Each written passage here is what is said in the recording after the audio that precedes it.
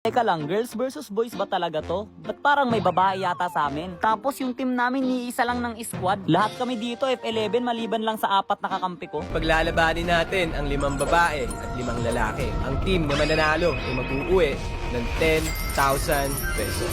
Yun yun! Amin yan, kalalaki yan. Sasabi ko lang galingan nyo kasi yun nung pinagbibigyan kami. Basic, creation camp lang malakas yung mga yan. Hindi ako creation camp. Ako, di yan makakaisa. Sa app pa lang, panalo na kami.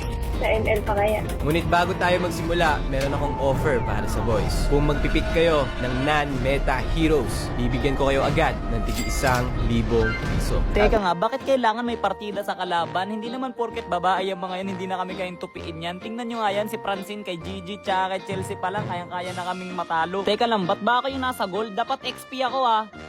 Oy Raicho, bakit ka nandyan sa XP? At tamo, si Gigi pa kalaban ko. Pag ako nagpapid, walang sisihan ha. Tapusin, oh. Pinasok sa loob kahit walang panakas. Okay, wala na, ayoko na. Buti na lang, may recall. At ngayon paparating na ang second turtle. Ang team na hindi makakakuha nito ay merong parusa. Sige. Mag-freeze kayo for 20 seconds. Aray ko, bigla naman nagpa-challenge ng ganon. Nasa gold lane ako, hirap na hirap ako pumunta dito sa taas para lang makasama sa turtle fight. Tapos nagkakagulo na ang buong bansa. Si Nikay, iwanan ko na kasi malambot lang naman yung kailangan kong unahin. Pero wala talaga ako mahuli. Opa, huli ka balbon. Washing, watcha. Sabay alis na parang watcha. Sabay alis na parang nating happen. O, tara, turtle tayo. Ay hala, wala pala kaming ko. At dahil boys, ang bigong makakuha nito, hindi sila maaaring gumalaw for 20 seconds. Push na to hanggang anong base.